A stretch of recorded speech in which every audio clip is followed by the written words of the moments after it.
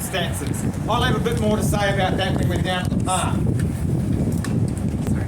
34 years ago, the Royal Commission into Aboriginal Deaths in Custody came up with 344 recommendations. And in 24-25, we broke the record for Aboriginal deaths in custody. Shame. The system is broken, and we can be a voice for change, and we can draw attention to this crime that is happening every day to First Nations people. So, welcome, thank you for coming today. And this is Auntie Leetona, whose son was David Dungay. And she is a respected auntie and a voice of First Nations people.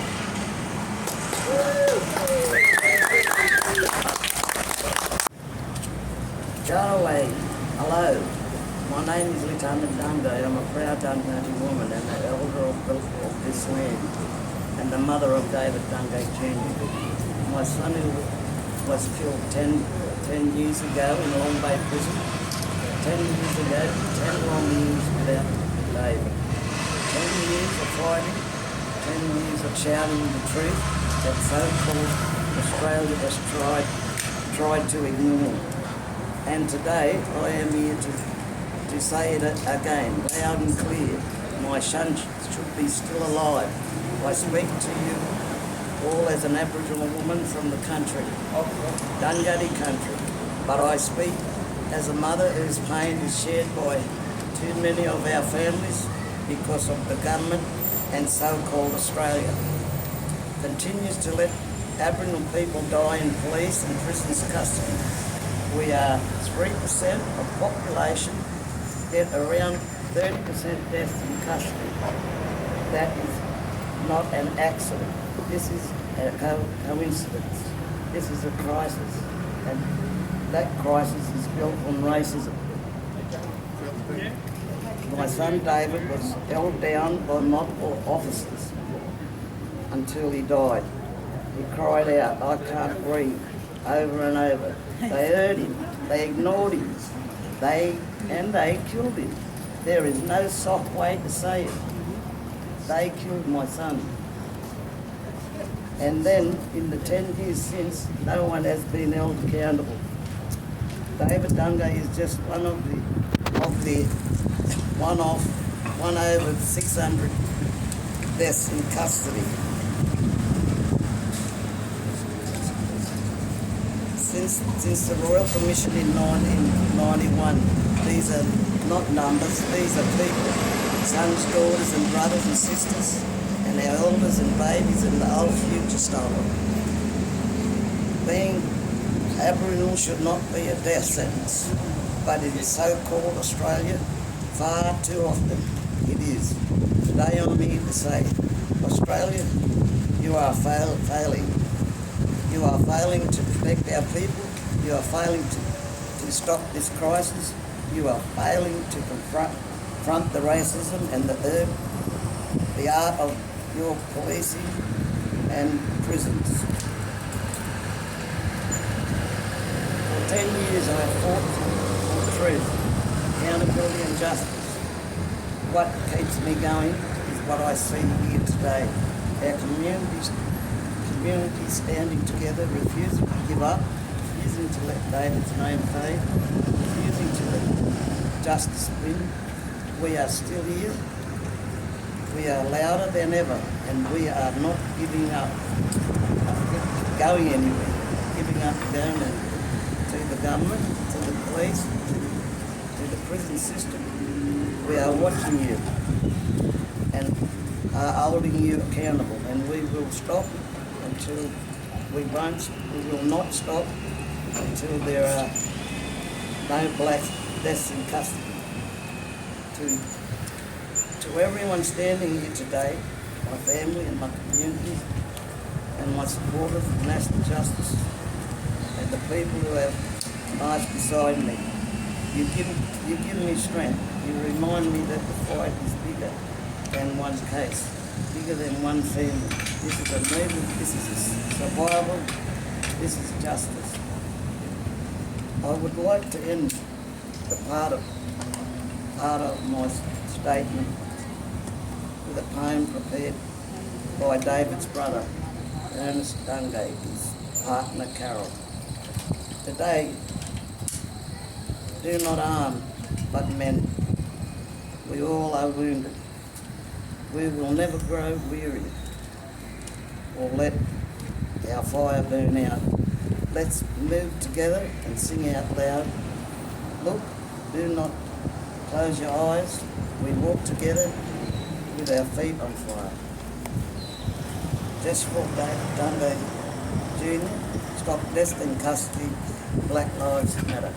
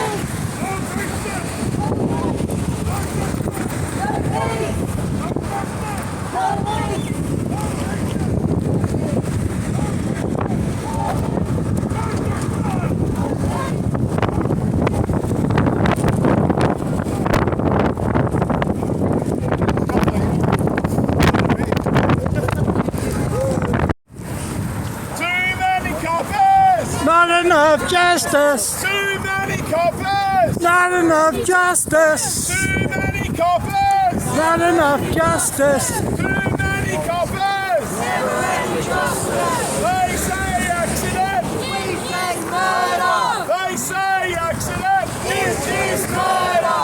They say accident! This is murder! They say accident! We say murder! No peace! No racist police! No justice! No peace!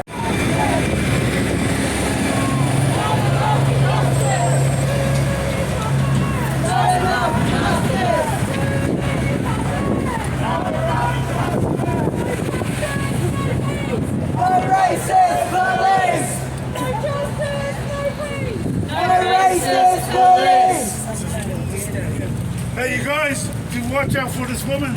She's trouble. We already know. So you know her. So those of you who don't know her, she is trouble. Keep an eye out. No justice! No peace! No racist! Police! No justice! No peace! No racist! Police! No justice! No peace! No racist!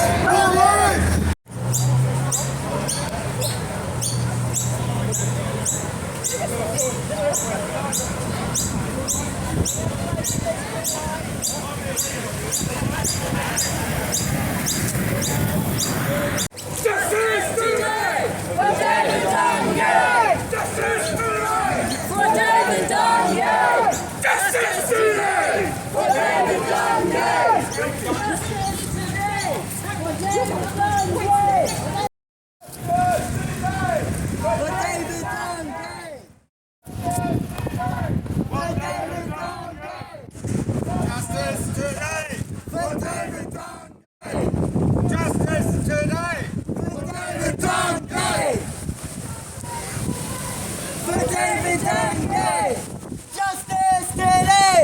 For David Dungay! Justice today! For David Dungay! Justice today! For David Dungay! Justice today! Just go to Auntie Connor's going to sit down. I just want to say a few words about 10 years. 10 years since David Dungay died in what was considered by the coroner to be controversial circumstances. Well, I realised maybe 5 years ago here in Riverside Park, listening to Auntie Leetona and Brother Paul Silver, when they spoke, and I got a chill up and down my spine when I realised it was murder. Murder! And there's two things that led me to that. 2 weeks away from release. 2 weeks. And I don't know, you've been to jail or you know people have been to jail, that 2 weeks before release are a very vulnerable time. A very dangerous time. And the other thing that made me think this is murder is he was eating crackers and he was a diabetic. Now even if he was eating sugary biscuits, the worst thing that could happen would have been he went into a hypo, maybe lost consciousness and needed a whack of insulin. That is the worst thing that could happen. Anyone worth their salt that can do a risk assessment should know that you don't need the IRT to go in and drag him out of his cell, sedate him and jump on him till and suffocate him. Shame! Shame! And shame that 34 years ago we had a Royal Commission into Black Deaths in Custody. At that time, 14% prison inmates were Aboriginal. Now, when we're breaking the records of Aboriginal deaths in custody, there are 34%. Shame! Shame! But how are we going to change it? We're going to change this conservative story that we've got to live in fear. We've got to live in fear. We've got to lock up children. And we need more police. We need more prisons. And we need adult crime. It's a fear-mongering. Shame! And we all experience fear and loss. We all know what it's like to feel threatened by violence, whether that is domestic violence, family violence, whether it's institutional violence from police and corrective services, whether it's the violence of terrorism we saw in Bondi, or whether it's the violence of war that we see in Gaza and the Ukraine. It's time to stop. It's time to stop and change the story. And the story starts in our own heads. Now, I'm a white privileged guy. I can talk, I can come up with all the solutions, but we've got to listen to the voice of First Nations people. And sorry, Australia, you dropped the ball on that one. So what do we do next? We tell the truth. We stand up and tell the truth. The truth is, it wasn't a controversial circumstance. It was murder! Murder! And what is going to be the solution? The first step is we've got to stop jailing kids. Stop putting kids in jail in a cage. If a 14-year-old isn't mature enough to go on social media, but they're old enough to get locked in a cage with a spit hood. Shame! Shame! So, stop jailing kids. Start investing money in things that will help and stop. Start investing money in circle sentencing, justice reinvestment programs, diversionary programs, drug and alcohol support. OTP, the opiate treatment program, has got a waiting list of 9 months. I have heard staff at the OTP tell potential clients, we can't help you yet, keep buying your gear on the street and we'll get to you as soon as we can. Shame! But we can afford to spend $380 billion on bloody nuclear submarines. Shame! What we need is to invest in the future, invest in First Nations people, invest in our children, listen to culture, walk on country and wave the flag and be heard. Truth-telling, treaty, then we won't need a voice. Thank you so much everyone for coming and sharing today. Thank you for waving the flag and standing up and making your voices heard. And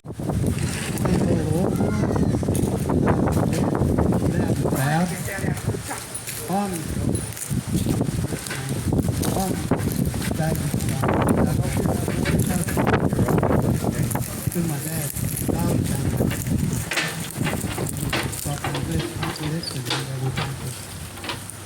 when we heard the news that I'm going to go, when we heard the news that I was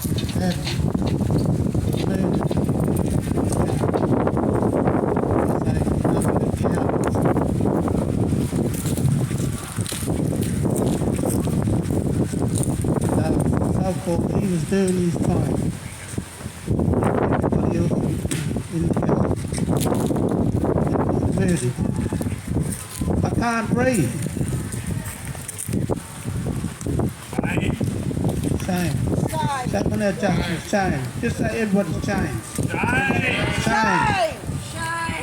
We want justice. It's been a long time. Unfinished business. And there are many of our other men and women who are in this system that serving their time. But if it happened to you and me, where would we end up? If we killed people, what would happen to us? I know we're free out here on the streets. We wouldn't have much chance in the system, would we? I'm sad in my heart for my cousin David. I'm sad for those who was treated. Cruel, it's cruel. It's real cruel. Cruelty to a young man, innocent man that got moved. I must say, bring the cows to justice. Yeah. Bring them to justice. Shame. Shame. And I say, not on good. Not on good. Thank you for listening. And we, the people of the streets, must continue this fight for justice. Not on good. It's got to stop, and it's got to stop now. Auntie Leetona has been waiting 10 years for justice for her son. He did his time. He was 2 weeks short of being released, and the screws came for him, and they murdered him. And despite there being a coronial inquest, no one has been charged. And it's not okay. If that was my kid, I would never stop. If it was any other white mother whose child had been killed in custody, they would be fighting. But they would not have to be fighting this hard. Why is Leetona having to fight so hard for justice? It's not okay. It's not okay. And I'm nobody here. I'm a disabled woman who no one wanted to look twice at. And I'm standing here in solidarity with the Dungay people, whose land was never ceded.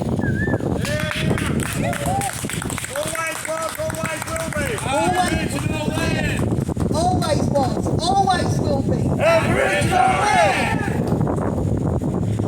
So I've heard a lot of people talk about the Kempsey community and what guts it has, and how it comes together and rallies around people. Where are they today? They should be here, because this is not just about an Indigenous woman who lost her son. This is a mother who lost her son.